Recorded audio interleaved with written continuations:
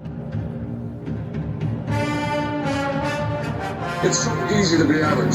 You know it as well as I know it. It takes a little something to be special, Don. It takes a little something special to be a great player. We don't have enough great players. To hell with that! We don't want to coach average. I don't want to be around you. Why be around average? Proud of our young people in the classroom, in the community, and most especially in 310 days in Ann Arbor, Michigan, on the football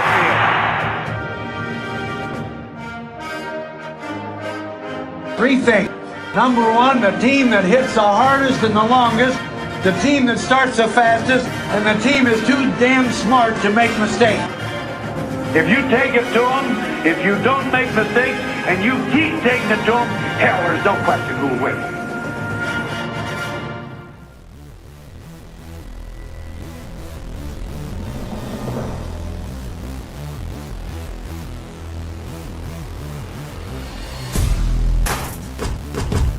It's time for the best Buckeye podcast. By fans, for the fans, where they hate that team up north as much as you do. It's time for the OHIO podcast. OH!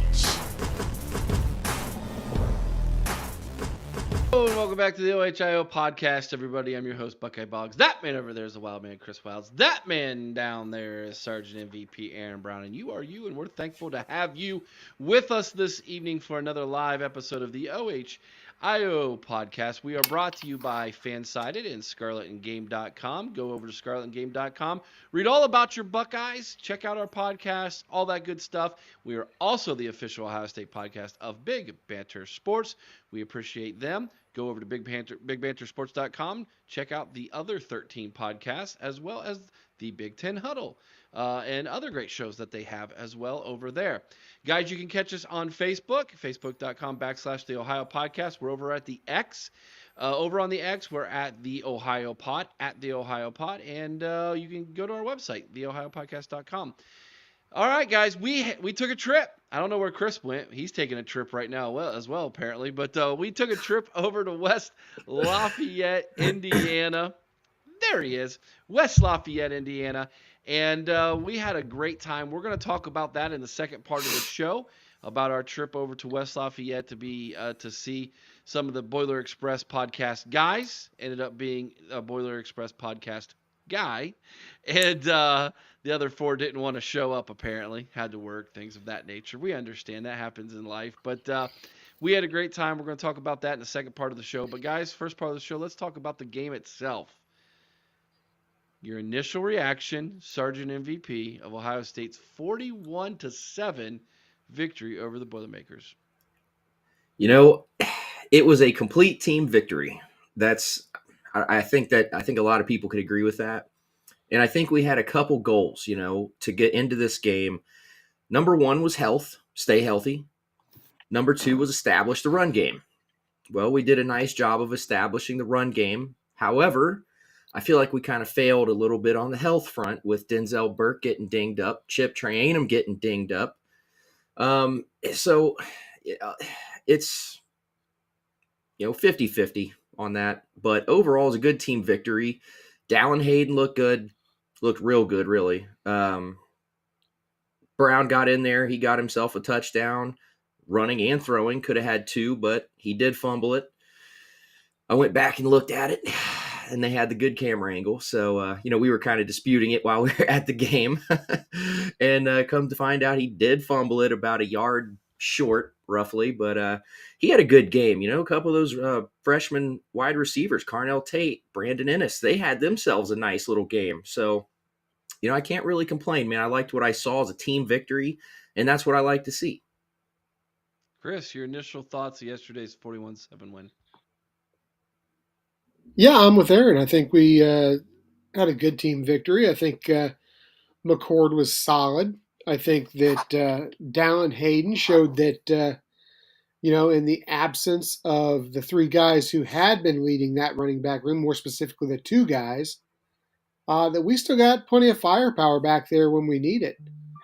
Harrison was what we expect Harrison to be, which is pretty much awesome anytime he steps on the field. Cade Stover looked great. And, hey, guys, our defensive end's got a couple of sacks. How about that? That's something we hadn't been seeing a whole lot of, and I'm pretty excited about, So, I think it was a great all-around win. I feel like the old Denny Green comment comes for Aaron on this one. They are who we said they were, or they are who we thought they were. Aaron warned us that the film did not look good for Purdue. That offensive line is like literally their second string offensive line. Number one, they weren't good to start with, and then they suffered 2 offensive line injuries during that game. So, yeah, our defensive line should have been feasting on that, Harrison Jr., yes, you're right. He gets on the field, looks great. He did have a couple drops, though. But weather was definitely an issue. I mean, it rained. The field was wet, natural turf. Field was wet, balls wet, heavy, you name it. There was a lot of going on there. So was it a perfect game? No, but I'll tell you this much. I enjoyed the heck out of it. We'll get into that. Our Boiler Express buddy Dylan. Was there a game this weekend? Weird. I don't remember. You must have drank your sorrows away. Well, one team played a game this weekend, Dylan. Hey, you guys did hold kicking tryouts at the game. That's a fact.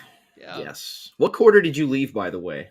Yeah, Dylan, tell us, when did you decide to check out? I mean, you had a lovely friend with you. I understand that there might have been some other, more successful avenues that you would want to go down Saturday, other than staying in the rain and watching your team lose. But that was great. Oh my goodness, look at this! Look who's Lenny. Up and partying. Partying in Nashville at the Redneck Riviera. You lose, Eric. You said that he wasn't going to be awake for the show today. I am shocked. I did not think he would be up, but he is having himself a time down at the Redneck Riviera. Late in the third, Aaron, is when Dylan checked out. Earliest I've ever left a game in my life. Well, I would say, Dylan, you had a good excuse, buddy. You had a good excuse to punch that card out and head on out. Go ahead, Chris. What do you think happened first, Eric? Did Dylan leave the game earlier, or did USC turn their TVs off faster? Dylan left early. That thing was still questionable going into the fourth there. But yeah, nice to see USC get their teeth kicked in. Yeah. By a 2-loss Notre Dame team who was just more physical. Here's one for you. Check this out. Clemson went into South Bend, Indiana last year and got their butt kicked. USC went into South Bend, Indiana this year and got their butt kicked. Who did not get their butt kicked in South Bend, Indiana? That'd be us. Your OHIO Buckeyes. Donald Hoffer, I'm concerned for our O-line next week with Penn State. They played a decent game against lesser competition, but decent is not what's going to cut it in the next week. I agree, Donald, but there was... Fair enough. Yeah. Oh, I see the hard hat behind you. Well played. Good seeing you, dudes. Yes. Right behind me here. Right there it is. That's the Chris. That's the Chris Wilds Memorial Hard Hat Trophy. Yes. Yeah. We weren't sure if you were going to go to the game or be alive, really, so we memorialized it for you. Thank you. Thank you very much. Hearts. It was just Heartman. pneumonia. Hearts. I was going to drag myself to that game one way or the other. Yeah, how about this one? This is the most Louisville thing ever. Louisville beats Notre Dame, and then they fall to a 1-4 Pitt team. Yeah. It's about right. Yeah, and then I love this one. Yeah, absolutely. Ohio State's 3-0 in the state of Indiana. We go to Bloomington, we go to South Bend, we go to West Lafayette, and we beat all three of the big three power teams in Indiana. First team, I looked this up. There's been 2 other Big Ten teams to do what we accomplished this year. Do you guys want to guess who they were? Team up north. That's one. They did it twice, actually. Wisconsin? Nope. Wow. You'll be shocked. Michigan State. Sparty. Sparty? Sparty had a rivalry with Notre Dame that is actually more extensive than the team up north does. Yeah. They have played Notre Dame more than Wolverines have. I was shocked to learn that. Yeah. I Sorry. take my whole dance on Chris's grave comment. Take back my whole love you, Chris. All right, let's dive into some grades. All right, guys. So let's look at some of the numbers here real fast. Offensively, Ohio State had 334 passing yards, 152 rushing yards, for a total of 486 yards, 7.0 yards per play, 24 first downs. They were 8 of 13 on third down, did not attempt a fourth down try. They led to time of possession with 32 minutes and 21 seconds. They did have 2 turnovers, however, which was interesting. Aaron, your letter grade for the offense. Offense, I'm going to say a B+, even though they had almost 500 yards. There was the issue with the turnovers. I would expect us to run the ball on a defense that was that poor. So, is the running game really that good? I don't know yet, because we haven't done a good job when it mattered the most against better competition, as somebody pointed out here. But we did execute, and we did perform like we feel like we should. So, we didn't play down to Purdue. We did execute. It's just the 2 turnovers can't happen. I can't use weather as an excuse when we go to play maybe even Penn State next week, but definitely when we play team up north at the end of November, there's going to be some weather, and they're going to have to learn to hold on to the ball. So B+. Chris, your letter grade for the offense. Yeah, I went with a B+ as well. For me, it was about the turnovers, and also the fact that as poor as Purdue is, we still gave up 3 sacks to Purdue as well. And I think that's an issue. So I went with the B+ as well. I'm thinking about that comment you just made. It doesn't look good on the stat sheet, but I didn't feel it in the game. Does that make sense? Like, I just didn't feel like they. Like, yeah, those no, sacks and were... you're not wrong, but it did exist. I'm with you, Eric. It didn't feel like it was that bad at the game, but on the stat sheet, it looks ugly. Yeah, isn't that weird? Like, it is. Yeah, I think this is a good comment. We left some points on the field. We did. Yeah. But if we score 41 with this defense, I don't care who we playing. That's a dub. Absolutely. I really do. I feel like this defense is so much more better than where we were 2 years ago, even a year ago, that when this offense is scoring 41 points a game, it's going to be an auto W. So I went with an A-. I think maybe I was a little bit more happier. I also understand it, in my opinion. I didn't play football like Aaron did, or coach football like Aaron has, or Chris. I feel like the weather, it's hard to run your whole offense when you have weather like that. Am I wrong? No, you're not wrong. It's difficult, but like Aaron said, you can't use it as an excuse. It is what it is. You have to make play calls based a little bit on the weather. If it's snowing out and it's like accumulating, or better yet, you know what? We'll back it up. As rainy as it is, typically the old adage is we're going to see a lot more running, and I think we did see that. But I was actually surprised we threw the ball as much as we did. I was too. So was I. Which I was glad to see, because I think, hear me out, I think Ryan Day understands that this team has to be their own. They have their own identity. As much as he's been trying to force the run the last few weeks, I think he realized it's not our forte. It's just not who we're going to be. And so we're going to have to learn how to move the ball through the air in bad weather too, because that just opens up the playbook for him. So learning how to throw the football in wet conditions, maybe even future snowy conditions and cold conditions. I mean, that's where the power of this team lies. When you have, we saw it with the freshmen. We threw our second string freshman out there, wide receiver, and they're balling, dude. With Devin Brown throwing it. Well, Devin Brown threw a pretty deep ball. So, I mean, He did. let's give him credit there. All right, let's move it over to the defensive side. And Nick Quint, this is a great question, and we're going to come back to this question. Okay? So bookmark that. We're going to talk about this. It's going to have its own few-minute segment here. Defensively, let's look at those stats real fast. So defensively, we gave up 134 passing yards, 123 rushing yards for 257 total yards. That was 3.7 yards per play. They gave up 15 first downs. They were 3 of 17 on third down. So defense was getting off the field. Purdue ended up being 2 of 3 on fourth down. 27 minutes and 33 seconds total time of possessions. No turnovers created, although it was close. Defensive letter grade, I actually went with an A for the defense. Chris, we'll go with you first. What was your defensive letter grade? Yeah, I went with an A as well. I would have liked to have seen a turnover, but like I said, we finally got some pressure from our defensive ends, got a couple sacks there, and I just thought they played very, very solid.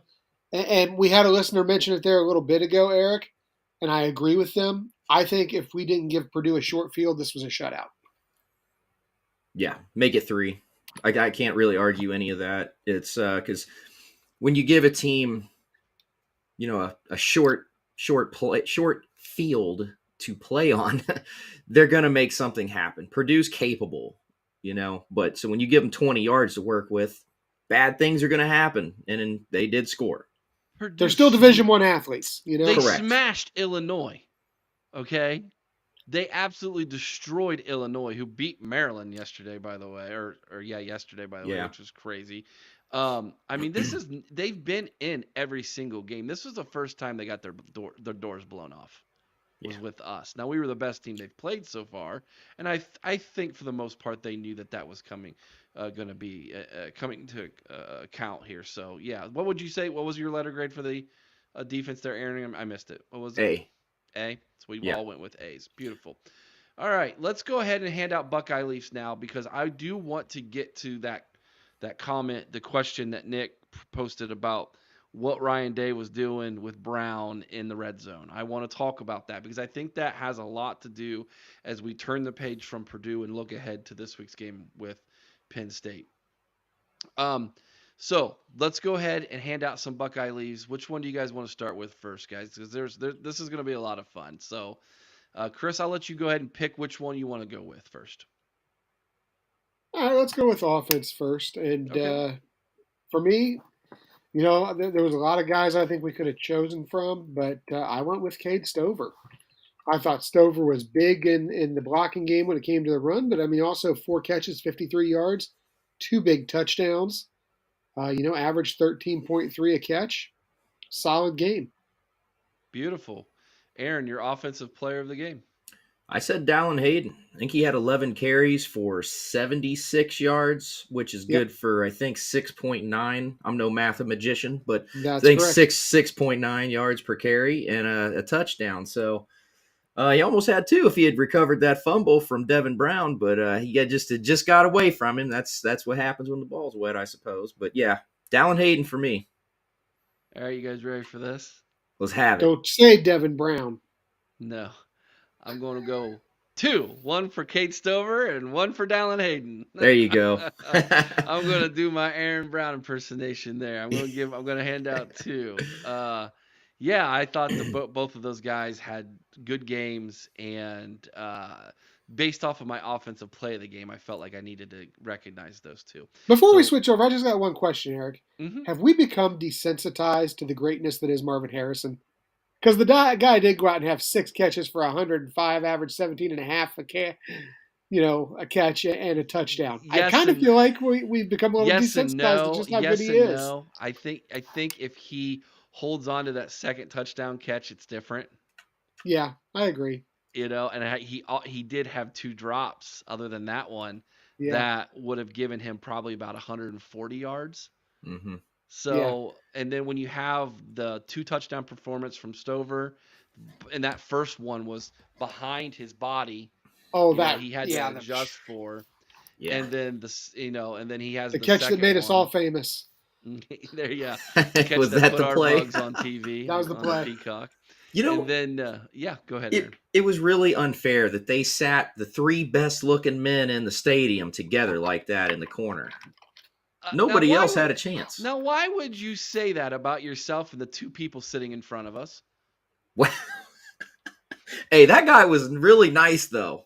He was awesome, dude. The guy He sitting in was. front of me was Yeah, hilarious. he Man. was. He was from the state of Illinois, and he had decided that he was gonna get on TV. Is what he decided. Robert says Xavier for his offensive player of the game. Nick Quint says Dallin Hayden as well. And we had Sammy. Oh man, I'm way behind on these. I'm sorry, everybody. Brian Oberst said his offensive player of the game was Harrison. Is this pronounced Bilal? Pronounce Bilal. that for me. Bilal. Bilal? Okay, thank you. Bilal. Sorry if I mispronounced that, my friend. They all need to watch Cade Stover's fumble recovery. He was calm and collected. Yes! Yeah, That is a good that was point. huge. That is, yeah. He did not panic. That is right. He just kind of slowly came in and fell on it the right way. Like, Yeah. I know that they practice this. I know they do this. You But know? so many people try to pick it up, They do. Yeah. and he just They did the do. right thing. Yeah. Yeah. Brian said Harrison and Stover was his. Yes. Yes, he said correct. Thank you. There we go. Bilal. What was it? Bilal? Bilal. Bilal. Okay. I'll try to remember that. Yeah, Sammy said that's a leader. Yeah. All right, let's go over to the defensive player of the game. Aaron, I'll let you go first. Defensive player of the game for me, Jack Sawyer. What? I feel like, hey man, first game of the season that he really showed up. He got himself in on a sack. I don't know what his complete stat line was. I haven't seen him yet, but I know I he can help you out with that, Aaron. It was 3 tackles, 2 solo, tackle and a half for loss, and the other tackle and a half was for sacks. Okay. Does it show how many pressures he got? Does not show the pressures. ESPN All right. doesn't do that. You're going to have to go to PFF to find out. Okay, Right. I don't really count on them too much anyway, but I don't either. yeah, they. I just feel like Captain Jack had himself a game. You know, maybe the stats don't show it, but he was in there. I mean, we watched everything the kid did, and we were talking about it in the stands. How we just he hasn't played like that all season. So I'm going to give him a Buckeye leaf. Mm-hmm. Now, you remember what I said before the game started? I go, they got Jack on the left side. That right tackle was terrible, Yeah, and so Is bad. Yeah. Yeah. He had himself a good game. So, yeah. All right. Let's go with Chris. What do you got for defensive player of the game? Can I give one to the entire defensive line because they just look that good? yes, you can. I have done that before. It is within the rules of the game. Do it. I mean, honestly, we got. I was gonna go with just JTT and Jack.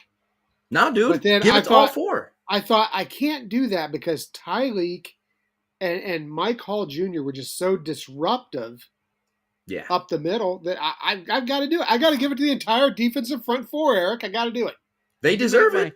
You make my job trying to make these graphics so difficult. Thank you. Yeah, thank you. No problem. Yeah. Mine was Cody Simon. How many times have we talked about him this year? I was about to say none that I can remember. And he led He the was team in solid. tackles. He led the team in tackles with Tommy Eichenberg, didn't he? Yeah, Chris, they both you had got- a tackle for loss. Yeah, they both had 8. In fact, Simon actually had 5 solo, where Eichenberg only had 4 solo. So he is the actual stat line leader for the day. Okay, well that makes me feel good about it. Even though I didn't look at the stats, I just felt like Cody Simon. I heard his name a lot. I felt like he was playing solid. I mean, what was the longest play for scrimmage that Purdue had? Maybe Give like me 1 second. I'll have that for you. maybe It like was 20 yards, maybe. No, it was a pass play, and I think it went for like 30 or 40 something. I can't remember It who was longest play from scrimmage was 35 yards. Yeah. It was a So we've- completed pass to Mershawn Rice. So That's it. we still hold on to our 40 no 40 yards or more play, which Yes. it was us and Rutgers and one other team in college football that had done that defensively. And outside of that, there was nothing over 15. Outside that one play. I think Robert means Igbinosun right here. Mm-hmm. He's one of us, uncultured swine. But you know, Thank you, Ignato's Brian. not a great game, But he was the one who got beat on that slant for a touchdown, I believe, wasn't But he, it Aaron? wasn't. That was okay. Igbinosa. Yep. It was, yes, but it wasn't like he was burnt, dude. No, it No. was tight coverage, but he Was he right was the there. one that gave it up. We jokingly said if his arm was as long as Sonny Styles, he would have knocked that down. There's some truth to that, yeah. though. It That's really true. is. Yeah. He was just a few inches short of getting a fingertip on that ball and knocking it down. Hey, and I love the guy. He brought a whole new level of physicality to that defensive backfield. I love it. I love it. Absolutely. Yeah. That's a tough play, dude. A slant at the goal line is so hard to defend. So I'm not even mad. Tyleek's belly rub. Yes, So, it is amazing. Did he do another belly rub? I must have missed Yeah, he it. did another belly rub. I didn't see it either. That's what I do after every meal I eat, right there. Good job, Sarah. That lady sitting next to Chris probably. Never mind. We'll get to that later. Yes. Remind me to tell the story about that, okay? You guys are going to want to hang around for the second part of this show just for the kicks and giggles from my trip, man.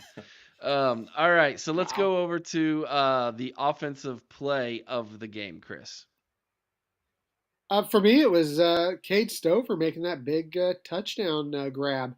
You know, it was a little bit behind him. He had to reach out and really grab it and bring it in. And he did a great job on it. Aaron? Yeah, same one. He did exactly what he should do. Had he waited for the ball to get there, that was an interception because there was a defender right there with his hands out. So he played some football. He took the ball away. He did. He did. He reached out, snatched out of the air for a touchdown. All right, so mine is different. And it really wasn't at a significant part of the game. It was basically the nail in the coffin. But Devin Brown's 58-yard touchdown pass to Brandon Ennis. That was Brandon Ennis's first catch and touchdown as a Buckeye. And I did not realize Won't be the last. I did not realize how fast he was. He can run. He ran away from that defense. It was a beautiful thing to actually see a receiver hit in stride, though, wasn't it? It was. We haven't seen that this season. Yeah. So, yeah, there you go. Robert says his offensive play of the game was the opening kickoff. What happened? Purdue received it. Opening kickoff was us kicking off. Yeah, I was going to say we didn't even get the ball. Was that defensive play of the game, maybe? Oh, he's just saying we owned it. We owned the game since the opening kickoff. Is what he was. Since the opening kickoff, yeah. We sure did. I got you, Robert. Sammy agrees with me. Devin Brown and NSTD was the offensive play of the game. It was beautiful. It was. It was a perfectly thrown ball. It really was. Yeah, in stride, man. I mean, it was gorgeous. All right, let's go over to the defensive player hit of the game, and I struggled with this one, guys. Yeah. I was like, what am I? And so here I came up with it. Here's what I came up with. The JT Tuimalua. I pronounced it right. I've been practicing. Debatable. And Jack Sawyers. It's Tuimalua. Tuimalua. Mm-hmm. I just JTT. We'll just go with that. And Jack Sawyer's double sack is my defensive play of the game. Whenever those two can meet and have a moment together in the backfield with a quarterback, I think that's a beautiful thing. That's something that really should be celebrated. Yeah. Yes. All right. Agreed. I can't go any other way. I have the same one. Oh, you guys both agreed with me? Yeah. Yes. Yeah. Hey, look at this. Even our fan base is telling us we're uncultured swine. Okay, it's time we get a T-shirt made, right? I've been saying this for at least 3.5 years. The OHIO podcast. We are uncultured swine. Let's hashtag it up, guys. Uncultured swine. All right. Be on the lookout for the new OHIO podcast. Yes, I don't know. Still hashtag. What are you talking about? Somebody does. I don't know. Gosh, that's funny. Yes, Nick's like, yeah, I'll agree. I'll get one. There you go. That's worth it there. Just saying it. Devin Brown. Sammy Poston said Devin Brown and NSTD. He agrees with me. Brian Oberst, Brown to Ennis play of the game. He agrees with me as well. See, I'm a smart guy. I like it when you all agree with me. I like that positive affirmation. I love that. All right, guys, we're going to take a quick commercial break. When we come back, we're going to talk about our trip because there was a lot that went on.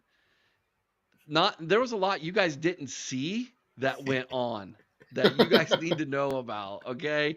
That even in the game itself, like what is happening moments. And so we're going to talk all about that when we come back from our commercial break. Have questions ready too, because we're going to answer your questions. And we also are going to get into that question that was asked about the quarterback situation in the red zone. So make sure you do that. Oh, yes, agreed. Brian Oberst, the play of JT and Sawyer sandwich sack. Ooh, I like that. A sandwich sack. I've never heard that before. Have you heard that one, Aaron? Not in that context. I like it. I do too. I'll take it. I kind of like that. That's cool. All right, hang tight, everybody.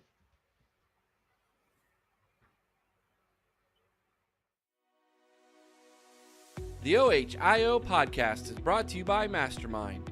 Mastermind specializes in 360-degree high-definition mobile video mapping, GIS integration, and traffic safety studies. Mastermind cares about traffic safety and keeping you safe on the roadway. Visit Mastermind at onlinemastermind.com. All kind of t-shirt ideas now. We're getting the idea of a sandwich sack t-shirt. That'd be a pretty good one too. Hummus Hero.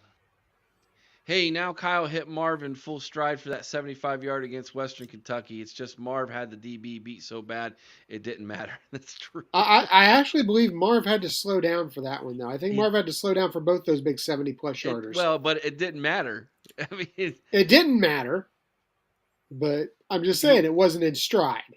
Oh, okay. Marv had to break stride to catch the pass. Yeah, there we go. All right, so let's start here, guys. So one of the things we're going to be doing with our show, since we are a part of Big Banters, we're going to go on the road once every year at least to another Big Ten school to just go to the game and hang out, hopefully with some of the other podcasters and meet some of you. We met one of our listeners on our way walking back from the stadium, which was really cool. So that was great. And we just want to do more things like that. One of the things we always do, and we're going to let you know about this here in just a second as well, but we always go to Pittsburgh. That's kind of one of the trips we always take. This upcoming week, we're going to be at Ryan Wickerham's tailgate. And so we'll be walking around the tailgate area on the northwest section lot of St. John Arena. So we will be there for the Penn State game bright and early this Saturday morning, hanging out with all Buckeye fans. And last year we hung out with some Iowa fans at that tailgate and had us an interesting time. They were wild, dude. Yes, they were. We're not sure what kind of Penn State fans we might run into at these tailgates, but we're going to be doing that. I bet they won't have any trophy near as interesting. No, let's just go back and listen to the Iowa show from last year if you want to know about that. Filthy trophy. Anyway, we're going to be doing that this Saturday. So if you happen to be going to the Penn State game, let us know. Send us a message. Email us at theohiopodcast@gmail.com. Instant message us on Facebook. However you want to get a hold of us, try to get a hold of us. Let us know, hey, we're going to be there, and we want to be able to meet up with you guys. So absolutely want to meet all of you and have a good time before the Penn State game. So we're going to be going to at least one road game every year. Okay, this year we chose to go to Purdue for a couple reasons. And number one, it's because the Boiler Express podcast has become very good friends with us. And we have enjoyed bantering with them. And oh my gosh, did their team give us so much material to make fun of them with. They really did. Wow. Great group of guys, though. Oh yeah, great group of guys. I love all them guys. They're awesome. And so let's just start here. We knew the night before this was going to be interesting because when we get to our hotel, the majority of that hotel was filled up with who, Chris?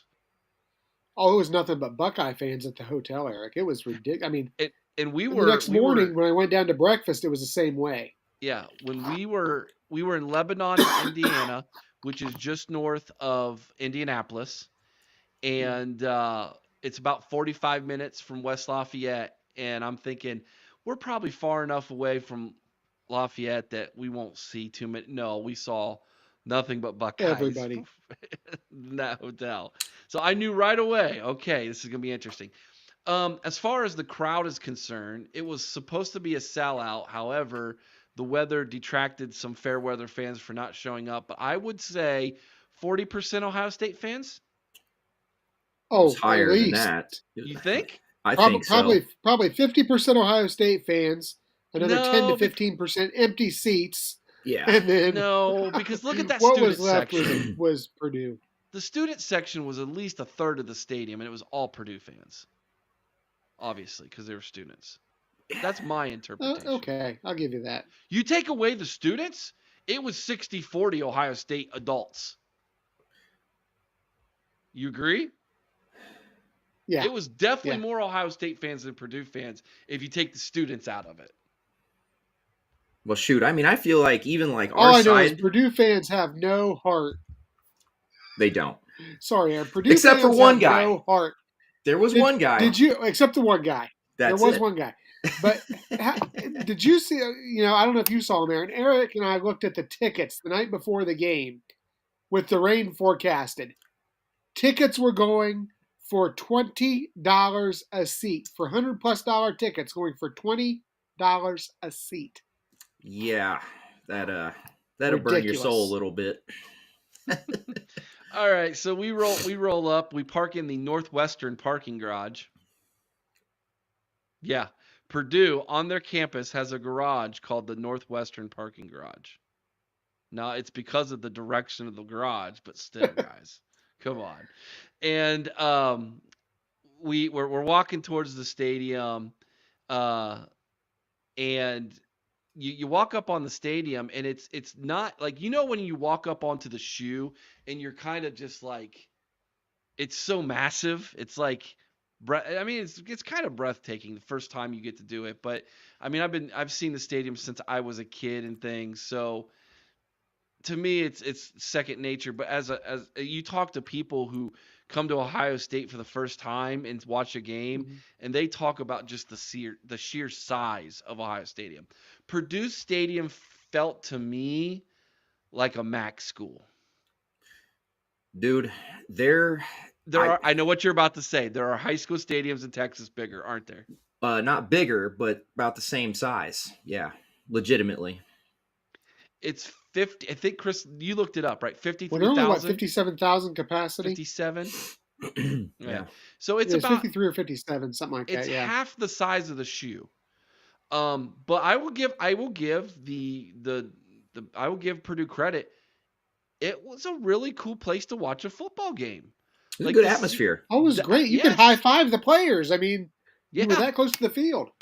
Yeah. So, even when you sit close at Ohio Stadium, you're so far back. It's not like that here. Like, this is a very intimate setting, a very old school feel to it as far as how close you get to the field. So that was neat. I will also say this, despite the fact that we had a lot of Ohio State fans at the beginning of the game in the first quarter on third downs, that place got loud. It did. Could have done without the train whistle every third down. Right? God. That's their thing, though, The game was over at halftime. Like, stop with the sound effects. We get it, dude. It's third down. Yeah. So don't tell them that, because let me tell you, that little lady sitting right beside me, man, she thought they were going to come out and dominate the second half. Okay, she was excited. Let's get to her in 1 second. Okay, let's get to her in 1 second. But let's also say this. I can see, given what we were experiencing that first quarter with how that in 2018 that place was just lit.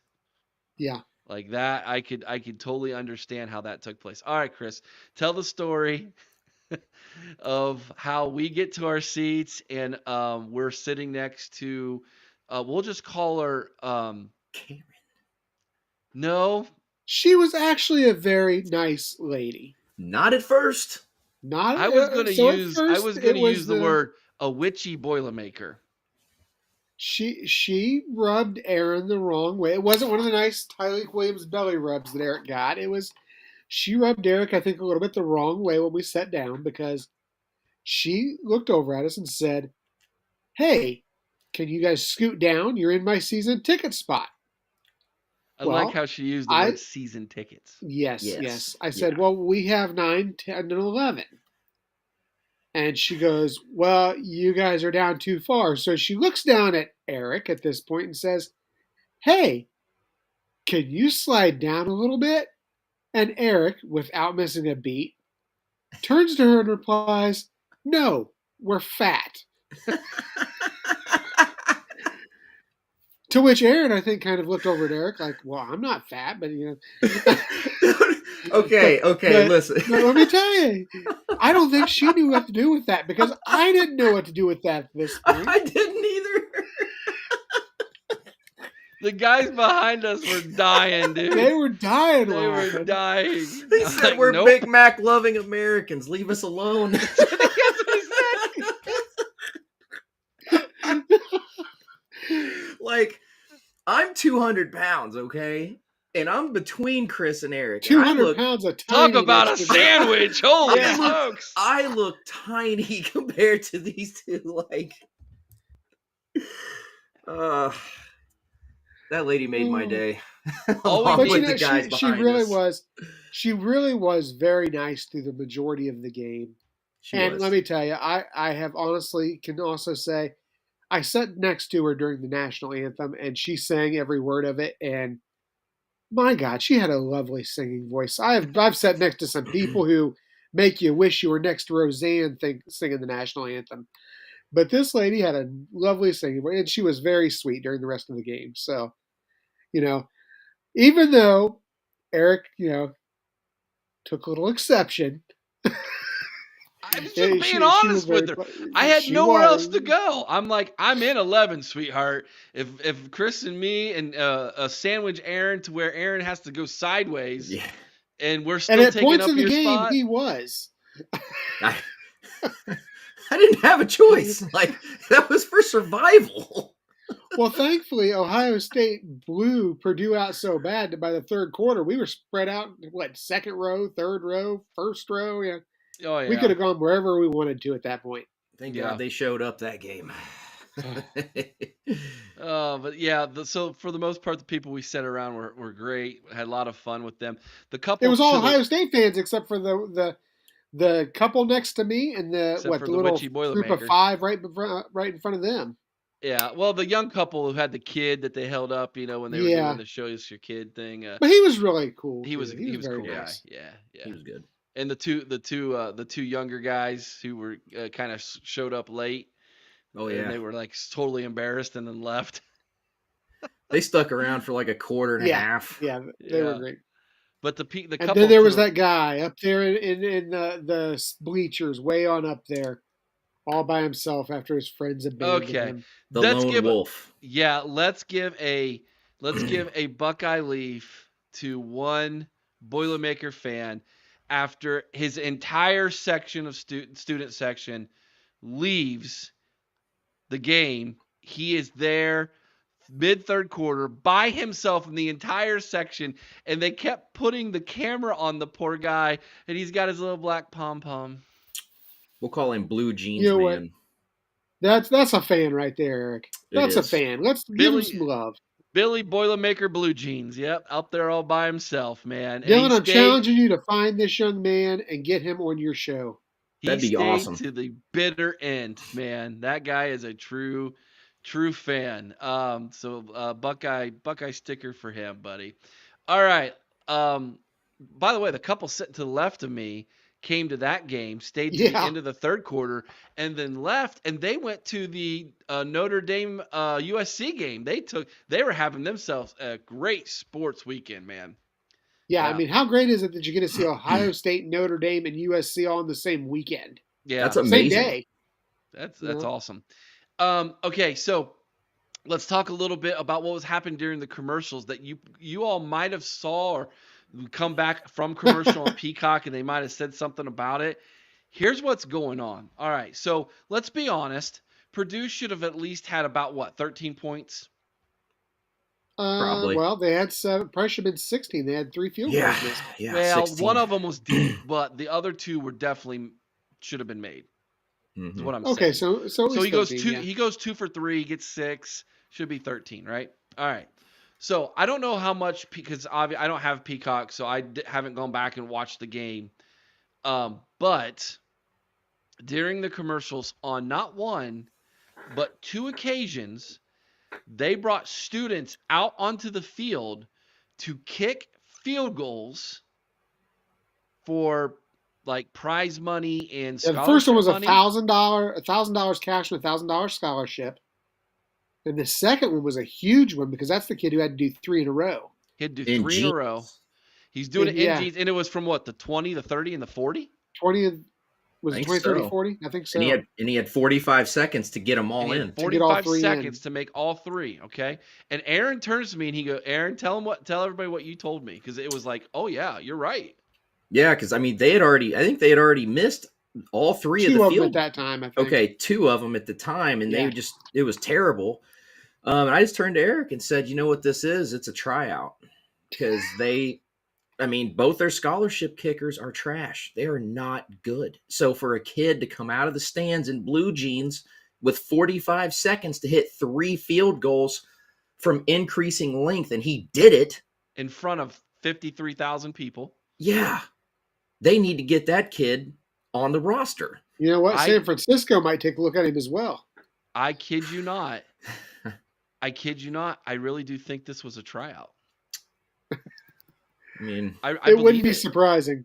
I really do believe that this was something that they had maybe thought about. And we need to do some tryouts here.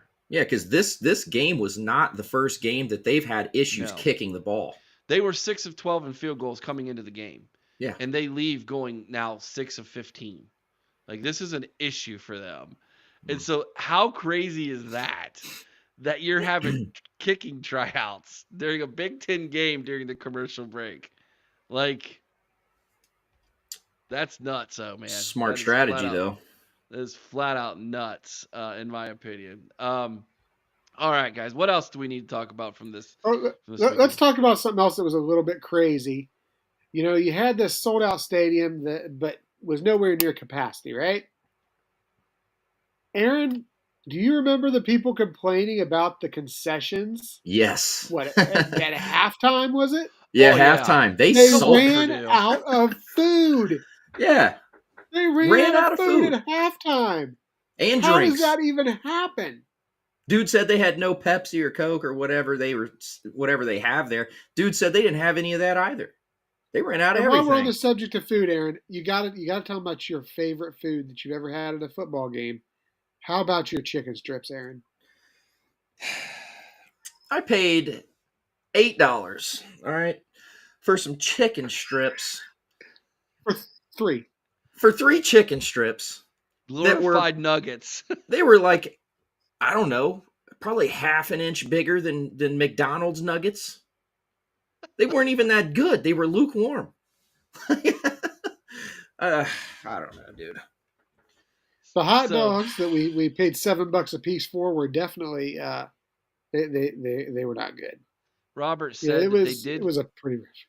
They did show one that they said might need to join the team. Whoa! If the announcers said that, ouch. And Peacock announcers were trash, from what I've been seeing. From what I've heard, they were terrible. Yeah. All right, so one final thing, if you haven't yet and you do have the Peacock, go back and you watch the first touchdown Kate Stover had.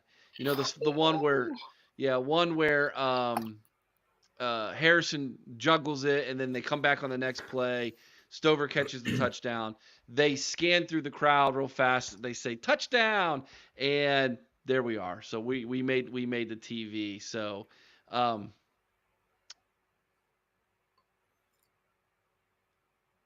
what was this? Let's see this. I'm gonna get with this suggestion for their field. Instead of having the generic X on the 35-yard line, Purdue should have railroad crossing X signs. That's kind of a cool idea. I mean, everything else there is railroad, man. They've got trains and everything else going on. You know what? And how about your recommendation for getting rid of Shout, Eric? Okay. Yeah. Please do away with that. Go ahead, Eric. Yours made so much more sense. It does, and it's better too. So one of the traditions that they have there, and then remind me, guys, after this, let's talk about Tyler Trent's family, and then let's talk about the quarterback situation to finish out. Yeah, so their tradition, so their hang on Sloopy is shout. The song "Shout" from what movie was that in, From Chris? Animal House. It's Animal Otis House. There. Day. Yeah, Yeah, Otis yeah, Day. yeah, yeah. Okay. That's their tradition, and I've heard the Purdue Boiler Express guys talk about how they hate it. They're like, when you're getting your butt kicked, no one wants to sing "Shout." It's not fun. It's not. I think they should do "Crazy Train" from Ozzy Osbourne, Yes. and they should bring someone out new that they want to bring out for that, to kind of be like, hey, here's the celebrity, here's here, or the past player, or the president, or whoever, and they all yell all aboard, and then the song starts. That would fit more of their choo-choo craziness that they've got going on with their trains, in my opinion. I think, and I'm not the creator of that. I actually heard them talk about that on their podcast, so I want to give them credit for it. But they need to do that for real. That would be much better. Donald Hoffer, Aaron, help me out here. Is this an Army thing? Yes, it's those chicken strips were from the DFAC dining facilities. What a DFAC is. Okay. All right. They tasted like it too, for what it's worth. So if you ever get a chance to go to West Lafayette, even if it's not for a football game at Purdue, go out to the stadium and check out what they've done for the Trent family. Now, Tyler Trent was the young man who died of cancer in 2018, who they rallied around in that big home game, where he said the one thing he wanted to see before he passed away was Purdue beat Ohio State, and Lord Jesus made that happen, and there was nothing Urban Meyer or anybody was going to do to stop that from happening. That night was all about that young man, and Purdue laid the wood to us, okay?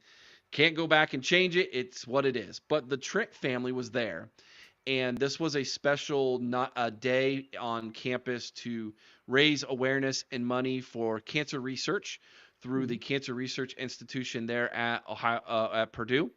And so the Trent family was there, and it was really, really cool. And they have a lot of really great things, including a Trent Memorial Gateway. Memorial Gateway. And there was a plaque, but we never found the plaque. I never saw it, but it's there on their stadium. And the Trent family was there to do the whole let's stand and shout thing that needs to change. And then ESPN on game day, which I posted on both Twitter and on our Facebook page, had a special story about Tyler's younger brother, who in 2018 was just a little teenager then, who's now a walk-on lineman on the football team. And that is a great family. That is an amazing family. They need to be acknowledged, and they should be celebrated for their courage and all that they have done in Tyler's name to raise awareness and money for the university for cancer research. Very much a Spielman feel to it, if you guys catch my drift, from all those years ago when Chris Spielman's wife passed away, and they raised all that money for the Stephanie Spielman. Thank you, Stephanie. Stephanie Spielman Foundation. And it was awesome. And I felt, this is going to sound really weird, even though we lost in 2018, I feel proud that we're a part of this. I know that sounds weird, but if you're gonna suffer an L, I feel like this is the way to do it. Yeah, agreed. Because we really, even though we lost the game, as a society, as human beings, we really won because of what that young man has been able to accomplish. And a lot of that is because of the game that was played that night and how it went down. Isn't that something? It's kind of crazy. Some things are really just bigger than football games, guys. They really are. That was neat to get to experience that on this trip, because this was the first time back since 2018. They knew this is the first time we were coming back since 2018, and they wanted Ohio State to feel a part of it, even though they weren't doing it as like rubbing it in our face. None of it was like, hey, ha, ha, ha, 2018. It was not like that at all. No. It was, hey, we want to thank you for being a part of our story. I thought that was pretty cool. What do you guys think? Yeah, it was very classy. Yeah, yes. Yeah, I'm on board with both of you guys. Classy, proud to be a part of it. If I'm going to lose a game, that's the one I'd like. That if I have to, that's the way I'd do it. 100%. Yeah. Nick said they said on the broadcast his brother is a freshman on the team. He is. He's a freshman walk-on. Yep, Robert, walk-on. You got it. Yep, there you go. Okay. Ryan Day has put some stuff on film for James Franklin to think about. I do not think that this was a let's try it and see throwing Brown in at quarterback inside the red zone. This was done on purpose to give James Franklin pause. And it was obvious that they have been working on this because there was not just one play. There was some wrinkles off of this play. Some read option going on. Aaron, you're the football guy. You're the film guy.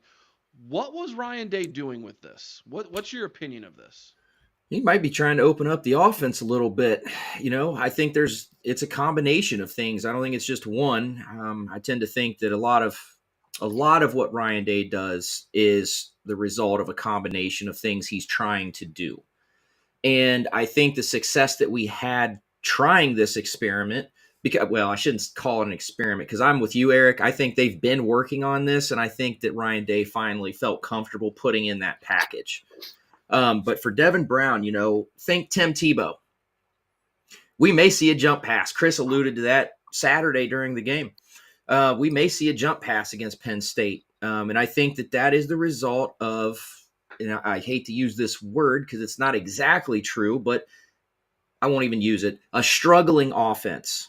Okay. So instead of just run past Kyle McCord and then whatever running back we have with the wide receivers, he's throwing in the option of, now you have to prepare for whatever Devin Brown's going to do too. And he showed them not only can Devin run a read option, he can also throw the ball a little bit too. Mm-hmm. So, he's opening up the playbook a little bit. And he is, like you're saying, Eric, he's giving James Franklin something to think about, more to prepare for.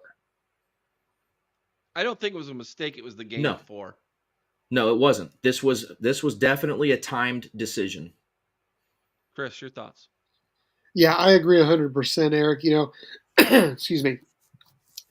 I think this is definitely something they've been working on. In fact, you and I listened to his brief press conference after the game on the ride home, and he had mentioned the fact that they have more parts to this package.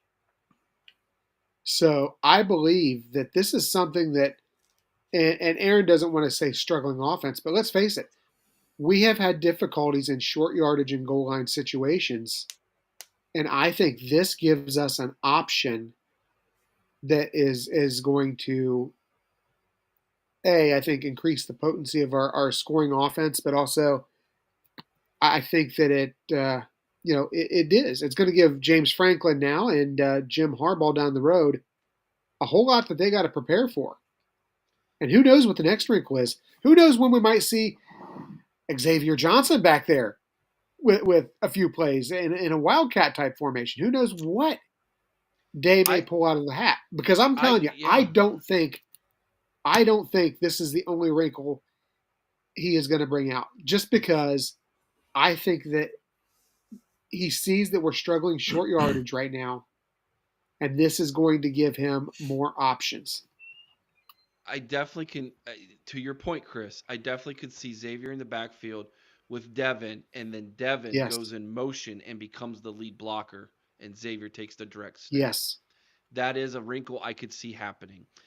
As the field shrinks, I feel like the playbook for this offense with McCord at quarterback also shrinks with it. It does. And so do they have red zone plays with McCord at quarterback? Of course, we've seen them. Most of them are passing plays to the tight end or to roll out, get a, on a comebacker or a back shoulder fade throw. If not bringing in the jumbo package and then trying to run the football, like we did against Notre Dame at the end of the game, or when we've seen some of the other guys come in. We saw Caden Curry as lead blocker again on a touchdown run. So it's not like we don't have plays. We have plays. It's just like I just feel like a lot of the routes that the offense runs are mid to long, routes that you can't run in the red zone like that on goal line. And so it really shrinks down some of what this offense is good at. And I am all for, hear me out, I'm all for Ryan Day getting creative and saying, if we're instead of beating our heads in the wall over and over and over again because it's just not working, let's try Devin Brown and do a wildcat read option offense with him in the red zone. We And saw Urban do it with Tebow. And other than the fumble, it worked. Well, we talk a lot about angry Ryan Day and how we like to see what that looks like. Well, creative Ryan Day is just as dangerous to me. And what it was earlier is I didn't want to call the offense inept. That's the word that I was going to use and decided not to, because they're not inept. They are capable. We just aren't seeing it. Are we going to see it against Penn State? Well, we're going to have to wait about 6 more days to find out. Let's answer Nick Quint's question here real fast. Could we see both McCord and Brown on the same play? No. I think there's too much risk if you do that. You're basically playing with 10 players. You're being Notre Dame playing with 10 players. Well, there's no decoy there. When we used Todd Beckman and Terrell Pryor, there was a threat. They had to pay attention to Terrell Pryor. Yeah. Okay? There's no reason to be concerned. It's like Eric's saying, you're just using 10 guys at that point. Yeah. Right. Yeah, I would think when one comes off, the other one comes on. It's there's not going to be a what. I just don't see a play where he puts both in and it's like, you've got Brown and then McCord takes a snap, but Brown's the lead blocker for McCord. I would take Chris's option before that. I'd have Xavier Johnson back there taking a direct snap and Brown being the lead blocker before I would McCord running that football. Right. For that to work, there has to be a threat. That's why I brought up the Todd Beckman, Terrell Pryor, like what was it, 2007 or 8 when they did that? The only way that could work is if you see them treat Devin Brown almost like Taysom Hill down in New Orleans. He's where not they good run enough. him out and do it, where they would run him out to a tight end position or something like that. And I agree with you, Aaron. I don't think he's a receiver. He's not skilled enough. This is a loaded question, Donald. In your opinion, is there any chance of Ohio State to become reliant on the run instead of the pass? From the way I see it, we will be married to the pass for the next couple years, and until we start bringing in recruits to support the run game. We could do a whole show on that question, dude. Offenses are created 3 years in advance. Okay? That's one of the reasons why when a new coach comes in, one of the first excuses you hear is what? He's got to get his guys. His players. Right? To run his offense or his style. Okay? We are recruiting offensively. Now I'm talking offensively. Now we've started to do this defensively. But we are recruiting to Ryan Day's offense. Yes. And if you notice, the quarterbacks we have coming in are more like Justin Fields than they are what we've had recently in C.J. Stroud and now Kyle McCord. They are more of a threat athletically than what we have currently at quarterback. I don't think that is by mistake. He wants a thrower first, but I also think that Ryan Day wants someone who can escape the pocket, keep plays going, move around to create passing lanes and things of that nature. Now, that's the passing aspect of it. The running aspect of it, I think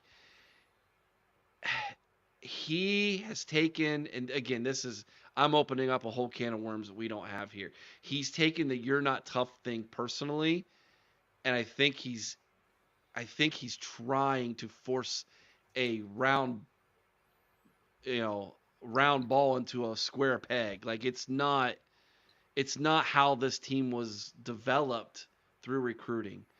And a lot of it is been the failure on Ohio State's part to recruit and develop the linemen they need to be a run first team. If you watch, we're pretty good at pass blocking. If you go look at the PFF numbers, and again, I'm not big on that, our offensive linemen get really high grades on their pass blocking. You know why? They work on it all the freaking time in practice. The 7-on-7 stuff they do is not by mistake. They are passing the ball in practice at least 50% of the time. So they're constantly working on it. So that being said, I just don't see us changing our offensive scheme to become more of a run first team. Aaron, you agree with that? Yeah, I do agree with you a lot on that. And, we've talked offline here about it quite a bit. So you guys know how I feel. We do need to focus more on our offensive line recruiting, because we've got like 15 5-star wide receivers in the room, but the problem is we don't have a good offensive line. So if you can't keep the quarterback upright, who's going to be able to throw the ball to these wide receivers anyway? And we're starting to go that direction. If Purdue's going to get sacks like they did on this offensive line, what do you think Team Up North's going to do? They've got a very good defensive line and probably an even better offensive line. So if our DNs are struggling against, teams like Purdue or whoever, not looking good, guys. We're not going to be able to hold Michigan back. Let me read this comment. He says, no, completely agree on forcing the run to be tough. We are a sports car. When he calls plays via Georgia game, we look good. But for some reason, he wants to be like Jimmy up north and pound the rock. I agree. I don't agree with that. You don't? No, he's not trying to be like Jim Harbaugh. No, well, hold on. Hear me out. I think Jake's got a point here. Ryan Day has obviously heard the chirping, or he doesn't get on national TV and do what he does at the end of the Notre Dame game. It's under his skin, guys. Okay? Yeah. Now, does that mean he wants to be like Jimmy? I don't think anybody wants to be like Jimmy, but I think he does want the Big Ten Midwest feeling of, dude, you're a tough football team. He wants that. Well, he should. I think he wants that. He should want that, because you have in this conference historically, you have to be able to run the ball. And right now we can't do that. And it is eating at him. Here's the problem, Aaron, and Eric, you and I have talked about this for so long. The fact is this: we are built to win national titles. Historically, since Urban Meyer came in, we've made this push for speed, for being an SEC-style team. Right. We are built to win national titles. Michigan is built to beat Ohio State and win the Big Ten. Mm-hmm. They play the physical brand of football that is Big Ten football, whereas we have modified our game to play SEC-style football and compete with the Alabamas and the Georgias of the world. And here's the other thing about it, going back to the original question. The short answer is, will we ever be a run-first team? Not as long as Ryan Day is the head coach. It's just not going to happen. It's not. Well, it's not. He is a pass guy, pass-first guy. He's a former quarterback. He's in love with the pass. It's always going to be at least a 60-40 thing. There's nothing wrong with that. No. But find your identity and run with it. Yes, if it's who you are, then be the best version of yourself. This beat my head in the wall trying to create a run game that doesn't exist isn't helping anybody. Yeah, so there you go. Jake said Chris summed up what I meant. Beautiful. Thank you. Well, the problem with that though is we're not even playing SEC style football. Watch them on Saturdays. They can run the ball. They're physical as crap. We can't do that. And we're also not beating those teams. We may be built for national titles or contendership, but we're not even beating the Georgias and the Bamas when we get there, and we're still not beating Team Up North. So, I mean, I'm not sure that that's all true. Brian hits it. This is what Ryan Day's scared to death about. The last thing you want to do is get beat by the weather in Thank November. you. But my point is this. Whether there's going to be weather or not, there's a lot of weathers there. Whether there's bad weather or not in November, if you can't do the thing that you feel like you need to do in November, you can't do it, then you're going to lose anyways. Right. So you might as well say, we're going to gamble on this and try our darndest to be the best freaking passing team there is. Because that's who we are. That's our identity. That's how we were built. This is such a huge debate. This is why I didn't want to open up these can of worms tonight. It's already 9:10. Because this is a show all on its own right now. And this is the debate that's really among smart football fans is happening in this fan base right now. Because we all see what's going on. We can read between the lines. We see the press conference. We listen to it. We watch it. We hear what Ryan Day's saying. We're seeing what they're trying to do on the field. But we also see the results of the passing game versus the running game. And there's another question up here that relates to this that we just don't have time to answer tonight. But we're going to try to do it in 2 seconds anyways because we're just a glutton for punishment. Nick Quint, what do you think of the running back situation? Who starts next week? Is it Chip going to be next? And there was another one in here that was related to that. See if I can find it. It was something about Dallin Hayden getting the start, I believe. Anyways, if he's healthy, guys, they're going to start Travion Henderson, and it's because he gives you the home run threat. Mm-hmm.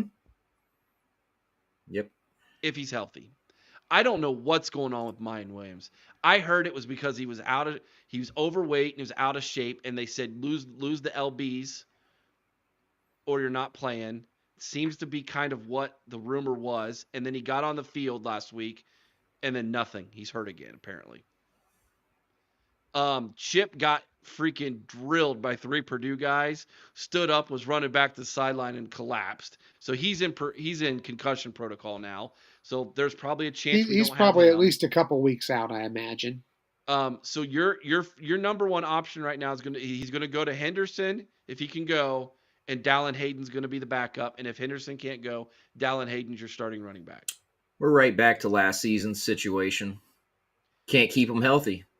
There's something going on in that running back room, and I don't like it. They're soft. I hate to say that. That sounds really disrespectful, but like 2 years in a row? Come on. Well, Eric, you said it best. 5-star talent, 2-star toughness, or 2-star health. I don't mean to be disrespectful whatsoever. I love the team. I love the players, but Okay, Brian brings up a good point. This is what I was about to say. Maybe Mayan Williams has a concussion. I don't know. There's something going on in the communication in that, which brings me back to what happened with Harry Miller. Yeah. When Ryan Day goes stone cold silent on something, it's usually because something's going on behind the scenes that is personal to somebody. He's not going to talk about that, and that's the right thing to do. Yeah, and he's not going to talk about it. But there's something going on in that running back room. And no, Robert, that's not it, dude. Alford's a good coach. Tony Alford knows what he's doing, dude. He's the real deal. Yeah, he absolutely knows what he's doing. It's not Tony Alford. No way. But, you're allowed to have your opinion, Robert. That's fine. I mean, we all feel that there's somebody on this coaching staff that sucks. Me personally, I think it's the special teams coach. Why are we wasting a full-time position on a special teams coach when we could have Laurinaitis as the linebacker coach out recruiting? But that's just my 2 cents. And man, we're getting by the way, to a answer bunch of Nick's new question, guys all of a sudden here. Hayden is not going to get redshirted this season. So no, that's out the window. Nick, put that's out the window after the injuries. Yeah. Oh man, this is good stuff, guys. I wish we could go another hour because it feels like all of a sudden the last 10 minutes of the show it just opened up the floodgates to the discussion. We've got a lot of good stuff coming your way this week. Now, my schedule at work. Sorry, that last comment. I saw Chris. Yeah. Yeah, he said this is Chris from the Boiler Express podcast. It's good to have you on, Chris. You'll have to go back and watch the where we kind of made fun of your kicking situation. You'll enjoy that. Um, we will have. By the way, Chris, you need to send me your address so I can send you your cigars, buddy. So I want to do that. I was hoping we could run into you, but I want to. Not gonna send them on the choo choo, Eric. No, they're gonna come on the Pony Express. They're gonna come on the Pony Express. Good Lord. This week I've got a crazy work schedule, but we're gonna have an interview with gosh, this name's crazy for me. Beer, Bets, and Ball, the Penn State podcast, guys. They're going to be on. We're going to preview Penn State. Later in the week, we will get back together to do the preview, Penn State preview. So start looking for the Penn State videos about Wednesday, Tuesday, and then moving forward from there, we'll jump on those for you guys. So this is a big week for us, big game. Again, if you want to meet up with us at the tailgate this Saturday, send me a message. I'll let you know where the tailgate's located. I got to get Ryan's permission first. It's his tailgate. But he wants us to come in, and he's usually pretty welcoming. The more, the merrier. So if you're coming to the game, to the shoe this Saturday for the Penn State game, and you want someplace to go tailgate beforehand, they have breakfast and adult beverages early in the morning and all kinds of good stuff for those of you who do that kind of thing. So send me a message. We'll let you know. Be on the lookout starting Tuesday night for the previews for this week for Penn State, and enjoy the game. We will be back live Sunday night, win, lose, or draw against the Nittany Lions. Hopefully it'll be a dub, and we can complain about more things that didn't go well, but still celebrate a victory. How about that, guys? Works for me. Eric, you know what did go well? There was actually an official on that field on Saturday at Purdue. Yes. And she had the stones to actually make a call when it needed called. How about She was that? good. She was great. She was a great official. The female African American female official that they had in that group. Can we get her for every game, because she knew was what good. she was doing. She was killer. She called some against Ohio State too, and she was right. I mean, but she didn't just. She wasn't. Yeah, there's been too many missed calls. I didn't see a ton of missed calls Saturday. I didn't either. I felt that was a really good crew there, and she was great. Well, there was a celebrity on the sideline too. I forgot to mention. Yeah, the girl who does the videos with the Big Ten team shirts and the NFL shirts, the blonde. She's on Twitter. Does a lot of that. And on with the 6 inch sole shoes, like all along the bottom. bottom. She was on the sideline. Yeah, that was interesting. Hey, enjoy your week, everybody. Check out our YouTube channel. Get all those videos for you guys this week as we preview Penn State. Until next time, be kind to one another. I owe someone's OH. Sing Carmen, Ohio with all your heart. OH. I-O. I-O. There it is. Bucks.